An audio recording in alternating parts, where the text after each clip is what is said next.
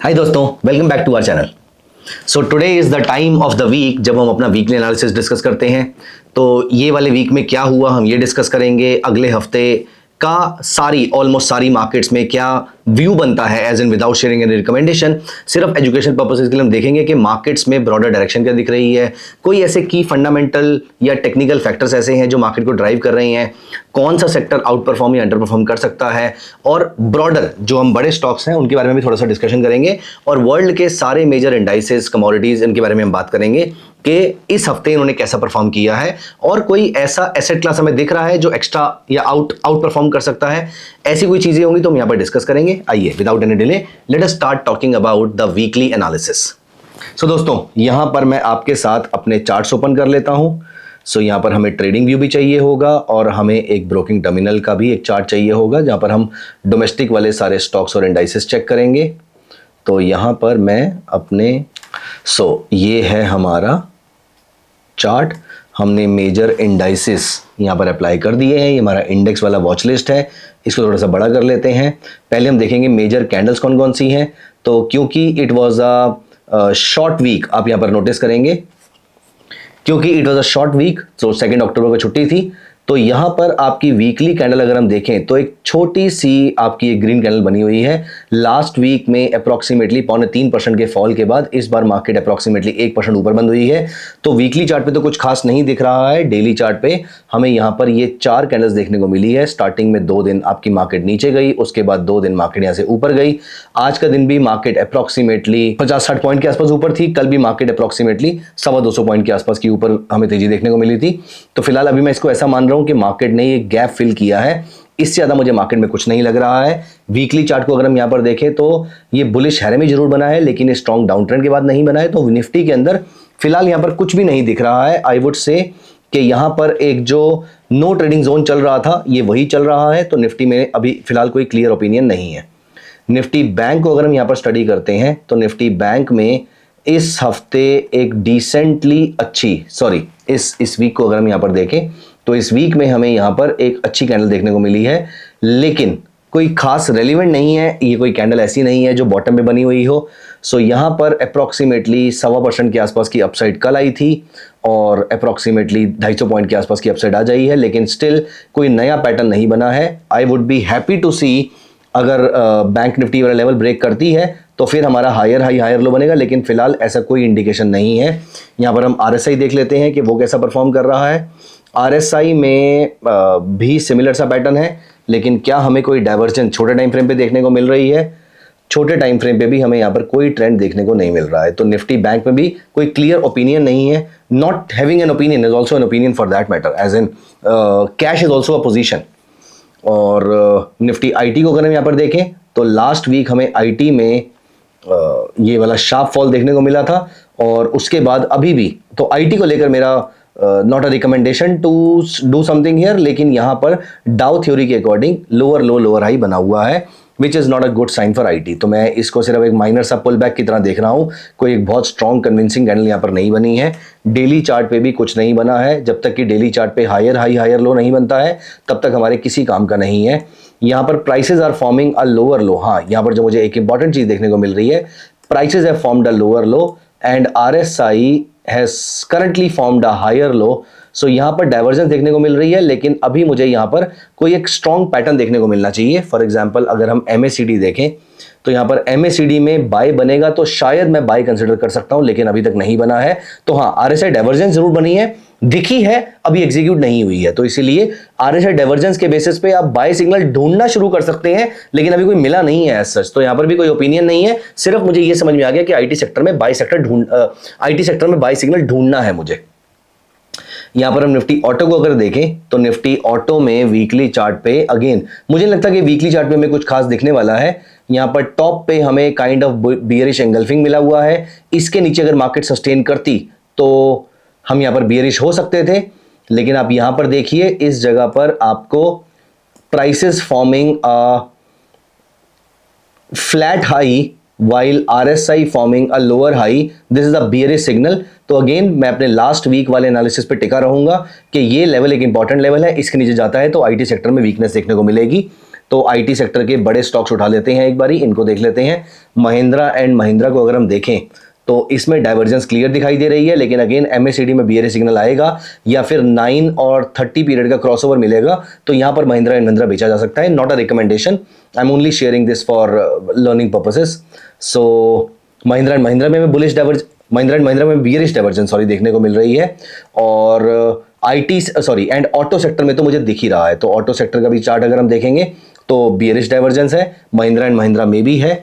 एक बार हम मारुति और बाकी स्टॉक्स में भी देख लेते हैं। सो मारुति में हमें डाइवर्जेंस देखने को नहीं मिल रही है, सिर्फ वीकली चार्ट पे kind of bearish engulfing, kind of नहीं बियरिश एंगल्फिंग बना हुआ है, which is not a good pattern actually. इस लेवल के नीचे ये भी अगर महिंद्रा एंड महिंद्रा जाता है और ये भी जाता है तो दोनों में बियरिश साइन क्लियर हो जाएंगे। बजाज ऑटो देख लेते हैं एक बार यहाँ पर, अगर हम ऑटो सेक्टर देख ही रहे हैं तो। सो यहाँ पर बजाज ऑटो देख लेते हैं। बजाज ऑटो में कुछ खास नहीं बन रहा है, तो इसीलिए मारुति और एमएनएम ही है, वही रहेंगे हमारी लिस्ट पे, वही रहेंगे हमारी रडार पे। सो यहाँ पर और कोई सेक्टर देखते हैं, निफ्टी एफएमसीजी देख लेते हैं। एफएमसीजी अगेन साइडवेज है, पिछले 4 हफ्तों से साइडवेज है, लेकिन अब यहाँ पर एमएससीडी में सेल सिग्नल बनना स्टार्ट हो रहा है। और अगर ये लेवल ब्रेक होता है और एमएससीडी सेल देता है तो यहाँ पर आपको एफएमसीजी में अच्छे सिग्नल देखने को मिल सकते हैं बियरिश साइड के। तो stay very cautious, stay very attentive here. Realty को अगर हम यहाँ पर देखते हैं तो रियल्टी सपोर्ट के आसपास खड़ा है, एमएससीडी बियरिश हो चुका है। एक बार अगर इस लेवल के नीचे मार्केट सस्टेन करती है तो this is not a good sign for realty. तो रियल्टी में आप डीएलएफ हो गया, गोदरेज प्रॉपर्टीज हो गया, इन सबको अपने रडार पे रखेंगे। आईटी सेक्टर को रडार पे रखेंगे और ऑटो सेक्टर को भी रडार पे रखेंगे। यहाँ पे आने वाले दिनों के अंदर ट्रेडिंग अपॉर्चुनिटीज देखने को मिल सकती हैं। यहाँ पर हम मेटल और मीडिया देख लेते हैं। सो निफ्टी मीडिया जो कि एक छोटा सेक्टर है, इसमें कुछ खास नहीं है, लेकिन मेटल अगर हम यहाँ पर देखें तो मेटल में that's a good pattern which it is forming. So metal अब आ गया अपने रेजिस्टेंस पे। अब अगर इसके ऊपर मार्केट सस्टेन करती है, इसके ऊपर अगर मेटल सस्टेन करता है तो it's a very very good sign for metal अभी तक के लिए। तो यहाँ पर हमें इसका ब्रेकआउट मिलेगा, एमएससीडी ने फ्रेश ब्रेकआउट दिया है, अगर इसका ब्रेकआउट हमें मिलेगा तो उसके ऊपर हमें मेटल में अच्छी तेजी देखने को मिल सकती है। तो आप मेटल्स को सिर्फ अपनी रडार पे रखिएगा, ये एक इंपॉर्टेंट चीज़ है। फार्मास्यूटिकल देख लेते हैं। फार्मास्यूटिकल अपने सपोर्ट के आसपास है, ये ब्रेक होगा क्योंकि एमएससीडी सेल सिग्नल दे चुका है। और यहाँ पर अगर फार्मास्यूटिकल अब आपको सेल सिग्नल देता है तो ये एक अच्छा सेल सिग्नल बन के आएगा। सो गाइज ये कुछ चीज़ें हैं जो आपको ध्यान में रखनी चाहिए। यहाँ पर मिड कैप और स्मॉल कैप अगर हम देख लेते हैं तो मेरे ख्याल से अभी तक हमारा क्रक्स ऑफ द स्टोरी ये है कि ज़्यादातर इंडाइसेस में कुछ नहीं बन रहा है, लेकिन आईटी में आपको यहाँ पर एक डेली चार्ट देखते हैं एक बारी। आईटी में आपको डेली चार्ट पे डाइवर्जेंस देखने को मिल रही है। तो आईटी में कुछ स्टॉक्स में आपको बुलिश सिग्नल अगर मिलते हैं तो यहां पर मोमेंटरली आप ट्रेड ले सकते हैं। बुलिश सिग्नल आपके कौन से होंगे वो आपने सोचना है। यहां पर आपका टीसीएस भी बुलिश डाइवर्जेंस शो कर रहा है, तो यहां पर आपको थोड़ा सा अटेंटिव रहने की जरूरत है। आपको यहां पे ट्रेड्स मिल सकते हैं, मैं ये नहीं बता रहा क्या ट्रेड मिलेंगे, लेकिन आप समझदार हैं, हमने इतने डिस्कशन हम ऑलरेडी कर चुके हैं, हम इतनी पढ़ाई ऑलरेडी कर चुके हैं, आपने अब उसको अप्लाई करना है। तो आईटी एक अच्छा सेक्टर है जो आपको रडार पे रखना चाहिए। ऑटो एक अच्छा सेक्टर है जो आपको रडार पे रखना चाहिए क्योंकि डाइवर्जेंस बन रही है, यहाँ पर बियरिश है, आईटी में बुलिश है, ऑटो में बियरिश है और ऑटो के स्टॉक्स में भी बियरिश है, ये भी आपको ध्यान रखना है। और उसके अलावा एफएमसीजी जो है वो रेंज ब्रेकआउट कर रहा है, एमएससीडी सेल के आसपास है, यहाँ पर भी आपको ट्रेडिंग अपॉर्चुनिटीज देखने को मिल सकती है। अब दोस्तों यहाँ पर हम चलते हैं गोल्ड के प्राइसेस को देखते हैं। तो ये 15 मिनट्स का चार्ट है, ये नहीं देखना हमने।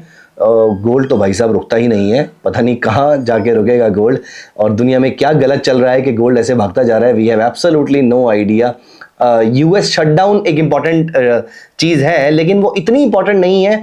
पिछले अप्रॉक्सीमेटली 70, 80 या 100 सालों के अंदर अगर 100 साल का डेटा ले तो तकरीबन 50 से 60 बार यूएस अपने उस पर डिफॉल्ट अपनी सीलिंग को लगातार बढ़ा चुका है। तो मुझे नहीं लगता कि ये बहुत बड़ा डेटा पॉइंट है। हाँ, हर बार जब कभी भी ऐसा होता है, मैं पिछले 15-17 साल से देख रहा हूं, जब कभी भी ऐसा होता है तो एक बार पैनिक जरूर आता है मार्केट के अंदर, वीकनेस जरूर दिखती है, लेकिन इवेंचुअली वो लॉ पास हो जाएगा, फिर वो नया पैसा प्रिंट करना शुरू कर देंगे, फिर उनका डेट लगातार बढ़ता रहेगा। ये हर साल की कहानी हो गई है। और मैं खुद ही अपने करियर में कम से कम 8-10 बार तो शायद देख ही चुका हूँ इस चीज को। बट हाँ, still gold I don't know किस चीज को डिस्काउंट कर रहा है, लेकिन गोल्ड अभी भी बुलिश है। और डेली चार्ट पे एक बार डाइवर्जेंस जरूर देख लेते हैं हम यहाँ पर। इस जगह पर अगर हम चलें तो यहाँ पर अगर गोल्ड का चार्ट अप्लाई करूं मैं, ये रहा गोल्ड का चार्ट 1 डे पे। गोल्ड के चार्ट पे हाँ डाइवर्जेंस तो है, लेकिन ऐसा कोई सिग्नल नहीं मिला है। ये एक सपोर्ट लेवल है और ये एक सपोर्ट लेवल है। इस लेवल के नीचे मैं गोल्ड को बेचना तो क्या है, एज इन के स्ट्रेंथ कम होती मैं देखूंगा जरा उसके अंदर।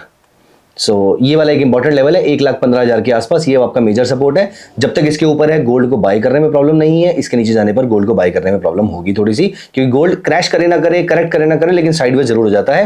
मैं यहाँ पर रिकमेंड नहीं कर रहा कोई स्टॉक लेने के लिए या कुछ करने के लिए, बट आप सिर्फ मैं आपको बता रहा हूँ कि आप किस तरीके से गोल्ड में फिगर आउट कर सकते हैं। तो XAG USD सिल्वर को हम देखते हैं। यहाँ पर सिल्वर में भी अप ट्रेंड बना हुआ है यहाँ पर, और यहाँ पर अगर हम देखें सिल्वर फ्यूचर, तो सिल्वर दिसंबर फ्यूचर हम देखते हैं। सिल्वर दिसंबर फ्यूचर में डाइवर्जेंस भी नहीं दिख रही है, और सिल्वर आज भी तकरीबन 2000 पॉइंट्स ऊपर है। Amazing amazing. तो हमने गोल्ड और सिल्वर को अच्छे से स्टडी किया है, और यहाँ पे हमें अच्छे ट्रेड्स देखने को मिले हैं गोल्ड और सिल्वर में। यहाँ पर दोस्तों डाउ जोन्स देख लेते हैं। सो US 30 जो हमारा इंडेक्स है, इसमें फ्रेश ब्रेकआउट आ रहा है, और मैं अभी भी अपने उसी थॉट पे टिका हुआ हूँ कि यहाँ पर ये आपके टारगेट्स हैं डाउ जोन्स के। और SP 500 अगर हम देखें, सो ये रहा S&P 500, और इस पे हम कैंडल्स अप्लाई करेंगे। SP 500 S&P 500 कैसे आएगा, तो हमने एक सिंबल तो देखा था इसका, तो S&P, सो यहाँ पर भी आपका फ्रेश ब्रेकआउट पे ब्रेकआउट आता जा रहा है, तो S&P 500 भी स्ट्रांग है। क्रूड ऑयल देख लेते हैं। क्रूड ऑयल में एक फ्रेश ब्रेकडाउन आया है, अमेजिंग। तो क्रूड ऑयल को यहाँ पर हम देखते हैं एक बार इंडियन मार्केट के अंदर। सो यहाँ पर अगर हम क्रूड ऑयल देखें, ये रहा crude oil future daily chart पे। अभी फिलहाल आई थिंक हमारा रुपी उसको होल्ड करके बैठा हुआ है, लेकिन MACD अब सेल में जा रहा है। और यहाँ पर मैं मेरे ख्याल से आवरली चार्ट पे देखता हूँ, यहाँ पर हमारा डाइवर्जेंस दिख रहा है। तो इस लेवल के ऊपर आपको क्रूड को नज़र पे रखना चाहिए, क्योंकि prices are forming a lower low, RSI forming a higher low. International market में ब्रेकडाउन जरूर हुआ, लेकिन यहाँ पे ट्रेडिंग अपॉर्चुनिटीज़ आपको देखने को मिल सकती है, शॉर्ट टर्म ट्रेडिंग अपॉर्चुनिटीज़ होंगी। और नेचुरल गैस देख लेते हैं एक बारी हम। ये रहा नेचुरल गैस। नेचुरल गैस में हमें डेली चार्ट पे कुछ खास इंपॉर्टेंट देखने को नहीं मिल रहा, वीकली चार्ट पे तो कुछ भी नहीं मिलेगा, लेकिन वीकली चार्ट पे हमें हायर हाई हायर लो देखने को मिला है। तो लॉन्ग टर्म के लिए नेचुरल गैस अब अच्छे लेवल्स पे चली गई है। डेली चार्ट पे आपको हायर हाई हायर लो मिला है यहाँ पर, और यहाँ पर एक छोटा सा सिग्नल एक बियरिश डार्क क्लाउड कवर का मिल रहा है, जो कि बहुत ज़्यादा इंपॉर्टेंट नहीं है। So I would like to stick to this higher high higher low of natural gas. So natural gas broadly strong दिख रही है। क्रूड ऑयल में आपको bullish divergence short term trading opportunity के लिए दिख रहा है। अभी जब तक आपके पास वीडियो पहुंचेगी तो वीकेंड ही चल रहा होगा, तो मंडे ट्यूसडे को आपको क्रूड ऑयल में अपॉर्चुनिटीज देखने को मिल सकती हैं। IT हो गया, ऑटो हो गया और FMCG हो गया, ये तीनों इंडाइसेस ऐसे हैं जो हमारी रडार पे रहने चाहिए। यहाँ पर आपको आने वाले दिनों के अंदर ट्रेडिंग अपॉर्चुनिटीज देखने को मिल सकती हैं। व्हेन आई से ट्रेडिंग अपॉर्चुनिटीज, मतलब आपके पास बाय सिग्नल या सेल सिग्नल कुछ आएगा। ये बाय सिग्नल और सेल सिग्नल कौन से होते हैं, ये मैं अपने ट्रेडिंग मेंटरशिप प्रोग्राम में कवर करता हूं। मेरे बहुत सारे कोर्सेज भी रिकॉर्डेड है अपसर्च के ऊपर, आप जाके उनको भी परचेज कर सकते हैं। वहां से भी आपको स्विंग के लिए, इंट्राडे के लिए, स्कैल्पिंग के लिए और पोजीशनल के लिए आपको ट्रेडिंग अपॉर्चुनिटीज मिल जाएंगी। लेकिन ट्रेडिंग मेंटरशिप प्रोग्राम में हम ये सारी स्ट्रेटजीज को डिटेल में डाइसेक्ट करते हैं, क्यों कोई स्ट्रेटजी लगानी चाहिए, कैसे लगानी चाहिए, ये सारी चीजें हम अपने ट्रेडिंग मेंटरशिप प्रोग्राम में कवर करते हैं। सो अभी हमारा अगला ट्रेडिंग मेंटरशिप प्रोग्राम की डिटेल्स जो है वो आपको नीचे डिस्क्रिप्शन में मिल जाएंगी, और या फिर आपको पिछले वाले ट्रेडिंग मेंटरशिप प्रोग्राम का आपको ब्रोशर मिल जाएगा, वहां पे जाके फिगर आउट कर लीजिए। सो दैट अभी तो हम ट्रेडिंग मेंटरशिप प्रोग्राम में we are already running the program, आपको अगला प्रोग्राम ज्वाइन करना है तो वो आप कर सकते हैं। सो दोस्तों, ये था इस वीक का एनालिसिस। आप मुझे बताइए आपने कौन कौन से स्टॉक्स को एनालाइज किया है, और आप कौन कौन से इंडेक्स को आपने एनालाइज किया है जो आपको लगता है कि कोई ट्रेडिंग अपॉर्चुनिटी दे सकता है। जैसे हमने प्राइवेट बैंक डिस्कस नहीं किया है, पब्लिक सेक्टर एंटरप्राइज डिस्कस नहीं किया है, कंज्यूमर डिस्कस नहीं किया है, कंजम्पशन डिस्कस नहीं किया है। इन सब का जो एनालिसिस है वो आप मेरे साथ कमेंट्स में शेयर कीजिए कि आपको क्या लगता है consumption index, consumer durable index, PSE index और प्राइवेट बैंक इंडेक्स, ये सारे इंडेक्स, और ऑयल एंड गैस भी, इन सारे इंडेक्स में आपका क्या व्यू बनता है ये आप कमेंट्स में लिखिए। और मैं, अगर आप सही होंगे तो हम वहां पे डिस्कशन कर सकते हैं, अगर आप गलत होंगे तो मैं करेक्ट करने की कोशिश करूंगा। तो आइए, इस हफ्ते से अब मैं कुछ इंडेक्स एनालाइज करूंगा और कुछ मैं आपके लिए भी दूंगा। तो अब कौन कौन से इंडेक्स ऐसे हैं जिसमें ट्रेडिंग अपॉर्चुनिटीज बन रही है, वो भी आप सभी लोग एक बार कमेंट्स में लिख दीजिएगा कि कौन कौन से इंडेक्स में आपको मंडे ट्यूसडे को ट्रेडिंग अपॉर्चुनिटीज देखने को मिल सकती है। मिलते हैं दोस्तों अगली वीडियो में। Bye bye, take care of yourself. आपके जो भी क्वेश्चन है कमेंट्स में जरूर डालिएगा। Bye, take care.